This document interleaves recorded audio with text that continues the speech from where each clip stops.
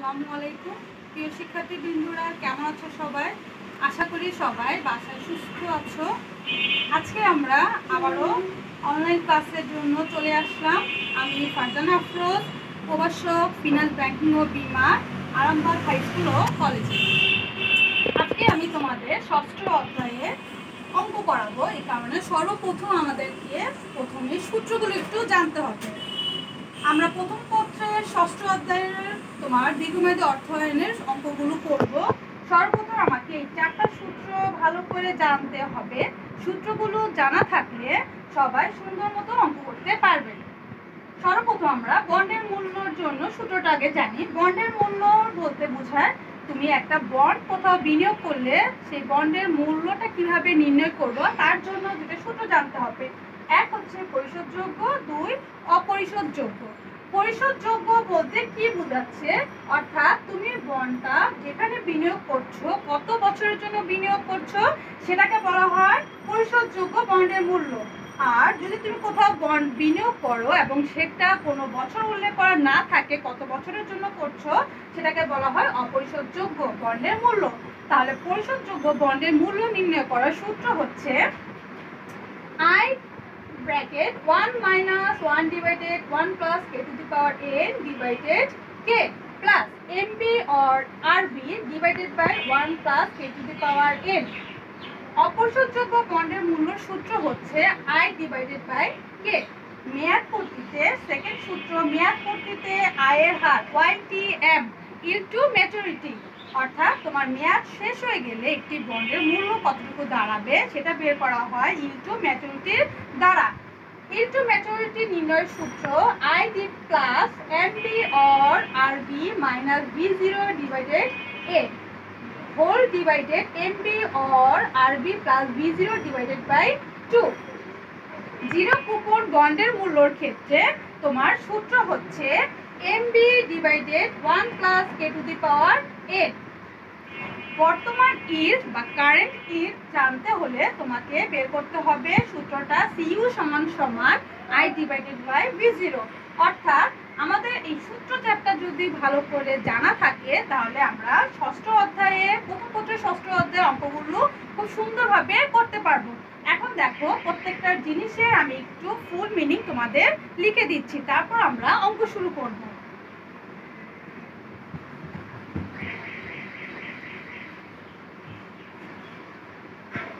সবাই সূত্রগুলো সুন্দর মতো মুখস্থ করে ফেলবে, তাহলে অঙ্ক করতে তোমাদের জন্য সুবিধা হবে। দেখো মেয়ে বাচ্চারা, আমরা এমবি অর আরবি কথাটা লিখেছি।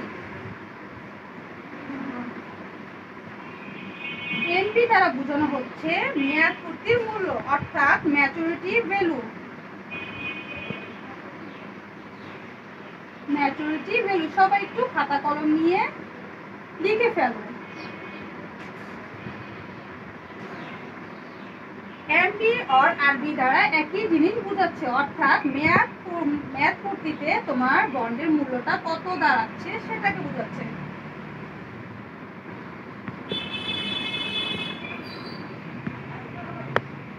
এমবি হচ্ছে ম্যাচুরিটি ভ্যালু, আরবি হচ্ছে রিডেমশন ভ্যালু।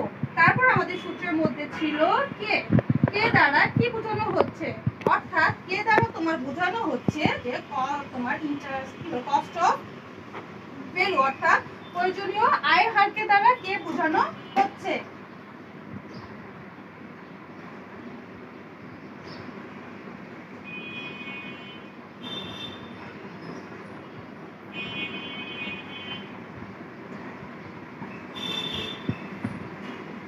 তারপর এখানে ছিল এন দ্বারা তোমার সময় বোঝানো হচ্ছে time.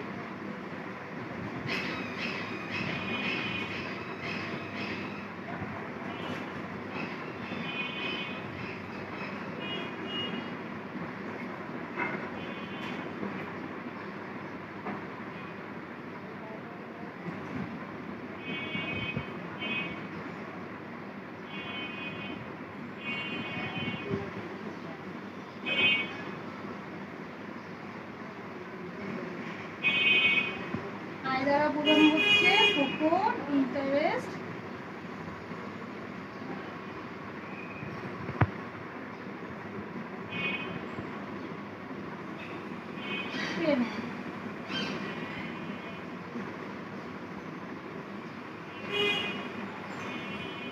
Coupon interest payment and the time oblique number of years বোঝানো হয়, number of years।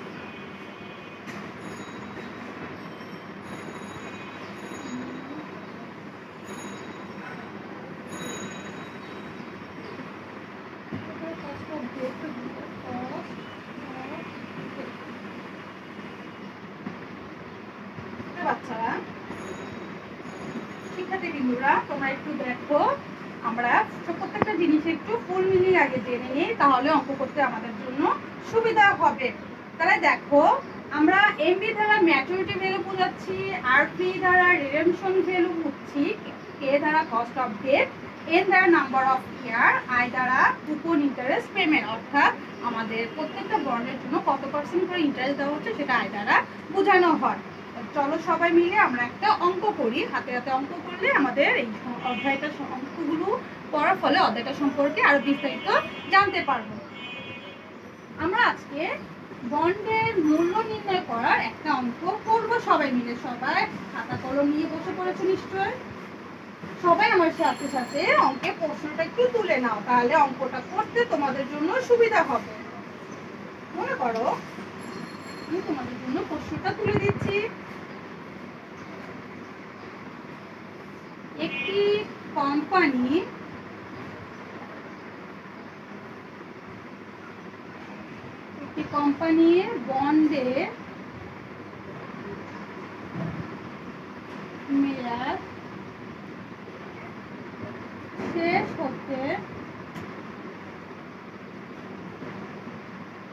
কোম্পানির বন্ডে মেয়াদ শেষ হতে এখনো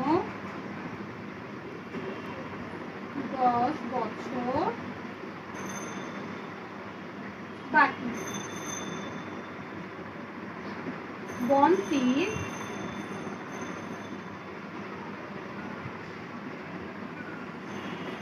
অভিহিত মূল্য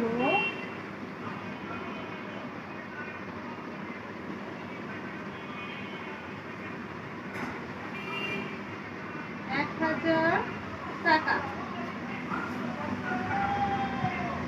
এবং বার্ষিক কুপন সুদের হার 8%। যদি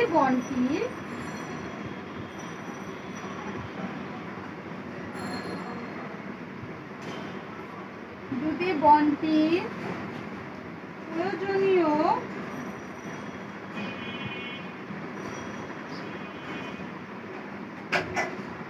আয়ের হার 9% হয়, তবে বন্ডটির বাজার মূল্য কত? বন্ডটির বাজার মূল্য কত? দেখো শিক্ষার্থীরা, প্রশ্নটা আমি আবার একবার তোমাদের বলে দিচ্ছি। একটি কোম্পানির বন্ডের মেয়াদ শেষ হতে এখনো 10 বছর বাকি। বন্ডটির অভিহিত মূল্য 1000 টাকা এবং বার্ষিক কুপন সুদের হার 8%। যদি বন্ডটির প্রয়োজনীয় আয় হার 9% হয়, তবে বন্ডটির বর্তমান বাজার মূল্য কত নির্ণয় করতে হবে। আসো তাহলে আমরা একটু সূত্রতে যাই। সূত্রের মধ্যে আমি দুটো সূত্র দেখিয়েছিলাম তোমাদের, একটি হচ্ছে পরিশোধযোগ্য, অপরটি হচ্ছে অপরিশোধযোগ্য। প্রথমে আমি বলেছিলাম পরিশোধযোগ্য বলতে তোমার যেখানে সময়ের উল্লেখ করা থাকবে, আর অপরিশোধযোগ্য বলতে যেখানে সময়ের উল্লেখ করা থাকবে না। তাহলে আমরা সোজাসুজি সূত্রে চলে যাই। এখন দেখো, যেহেতু এখানে আমার একটা সময় উল্লেখ করা আছে, 10 বছরের কথা বলা আছে, যে বন্ডটির মেয়াদ শেষ হতে 10 বছর বাকি আছে, তাহলে আমরা সুন্দরভাবে বুঝে যাচ্ছি এটা আমাদের বন্ডের কোন সূত্র পড়বে? অবশ্যই পরিশোধযোগ্য মূল্যর সূত্র পড়বে, কারণ এখানে আমার বন্ডের মূল্য কত বছরের মধ্যে পরিশোধ করা হবে, বন্ডটির মেয়াদ শেষ হবে, সেই সময়টা উল্লেখ করা আছে। তাহলে আমি সুন্দর আমরা সূত্রটা ধরতে পারলাম, পরিশোধযোগ্য বন্ডের মূল্য নির্ণয় করা লাগবে। দেখো আমাদের এন দেওয়া আছে 10 বছর। আচ্ছা, অভিহিত মূল্য দ্বারা আমার লিখিত মূল্য বোঝায় আমাকে যে কুপন সুদের পরিমাণ দেওয়া আছে সেই কুপন সুদটা বের করার জন্য আমার এই অভিহিত মূল্যটা জানা লাগবে। অভিহিত মূল্যের উপরই আমার কুপন সুদ বের করতে হয়। দেখো শিক্ষার্থীরা, কুপন সুদের হার দেওয়া হচ্ছে 8%, অর্থাৎ আমরা যে আয়ের পরিমাণ নির্ণয় করব সেই আয়ের পরিমাণ নির্ণয় করার সূত্র অনুযায়ী আমাদের 1000 টাকার উপর 8% বের করে নিতে হবে। প্রয়োজনীয় আয়ের হার, যেটাকে আমরা কে দ্বারা প্রকাশ করেছিলাম, সেই প্রয়োজনীয় আয়ের হার আমাদের দেওয়া আছে 9%। তাহলে আমরা খুব সহজে আমরা অঙ্কটা এখন করতে পারবো আশা করি। তাহলে দেখো আবারও একবার বলে দিচ্ছি, এখানে আমাদের সময়ের কথা উল্লেখ করা আছে 10 বছর। তাহলে আমরা সরাসরি পরিশোধযোগ্য বন্ডের মূল্যের সূত্রে চলে যাব। তারপর দেখো কুপন সুদের হার দেওয়া আছে, আমাদের কস্ট অফ ডেট মানে কে এর পরিমাণও দেওয়া আছে। তাহলে আসো এবার অঙ্কে আমরা সূত্রটা বসাই, তারপর সবগুলো আবার লিখে নিই। সবাই নিশ্চয়ই প্রশ্নটা লিখে নিয়েছো, আমি প্রশ্নটা মুছে দিচ্ছি। সবাই এবার অঙ্কটা দেখো। সূত্রগুলো বাসায় বারবার পড়বে, মুখস্থ করবে, তাহলে তোমাদের অঙ্ক করতে সুবিধা হবে। সূত্র যে পারবে তাদের জন্য অঙ্ক কোনো ব্যাপারই না। বন্ডের মূল্য দেখো, আগে আমি সূত্রটা লিখে নিচ্ছি। V0 সমান সমান আমাদের সূত্র পরিশোধযোগ্য সূত্র ছিল I ব্র্যাকেট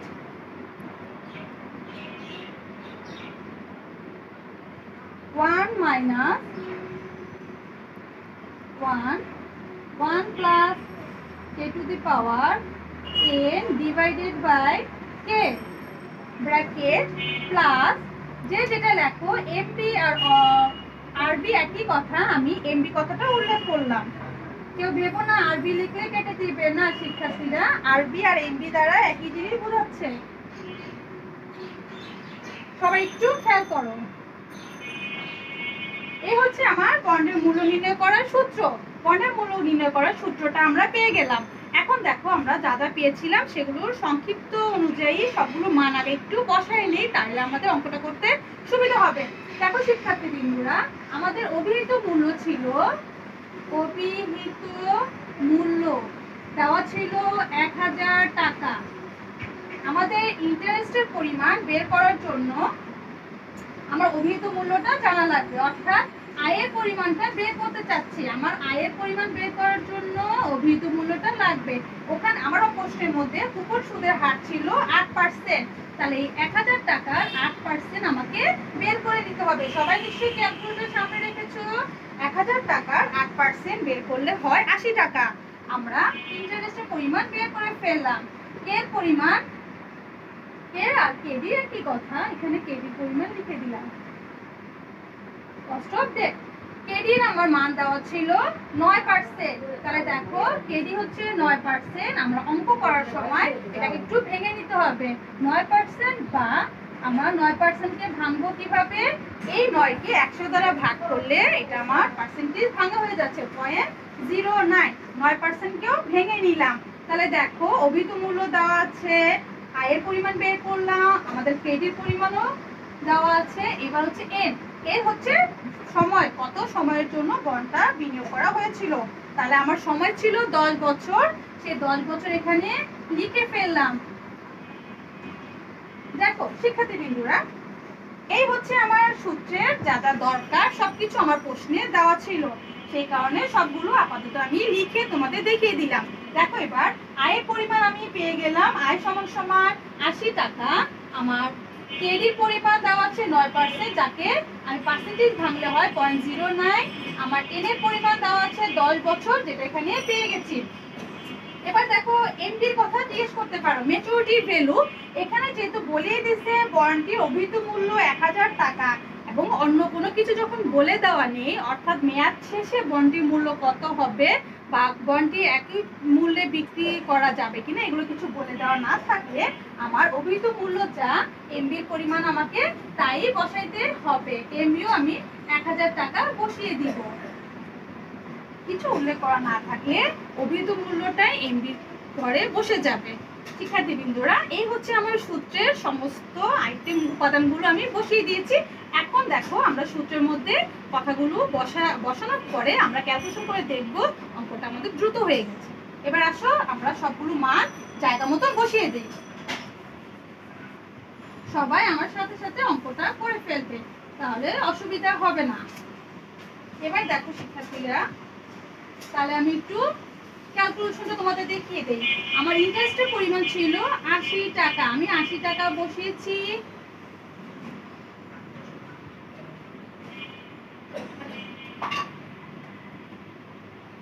ইন্টারেস্ট 3 টাকা, 1 মাইনাস 1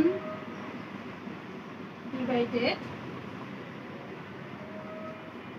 শিক্ষার্থী বিন্দুরা, তোমরা মান বসানোর সময় একটু খেয়াল করে বসাবে, কারণ সূত্রটা লেখার সময় সাধারণত আমরা ইংলিশে সূত্রটা লিখে থাকি, কিন্তু মানগুলো বসানোর সময় আমরা ইংলিশে আর বসাই না, বাংলায় বসাই। তো তখন তোমরা একটু খেয়াল করবে বাংলা ইংলিশ যেন মিশে না যায়।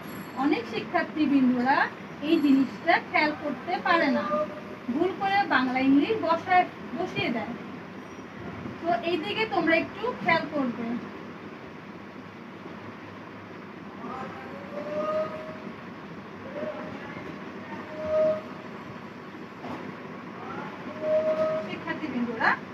দেখো আমি সূত্র অনুযায়ী সবকিছু বসিয়ে দিয়েছি।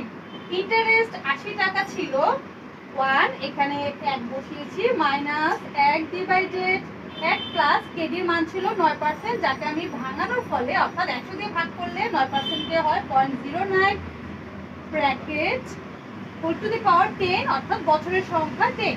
নিচে কেডি বসিয়েছি 0.09 প্লাস এমপি 1000 টাকা divided 1 plus 0.09 whole to the power 10।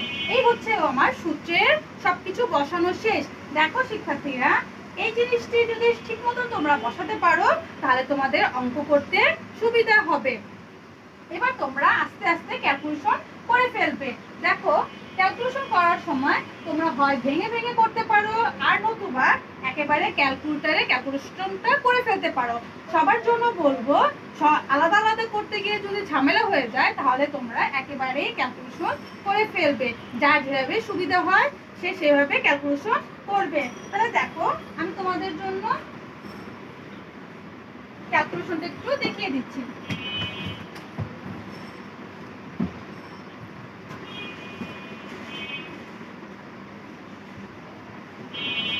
শিক্ষার্থী বিন্দুরা, তোমাদের যাদের কাছে ক্যালকুলেটর আছে তারা সবাই একটু আমার সাথে ক্যালকুলেশনটা করে ফেলো, তাহলে তোমাদের জন্য সুবিধা হবে।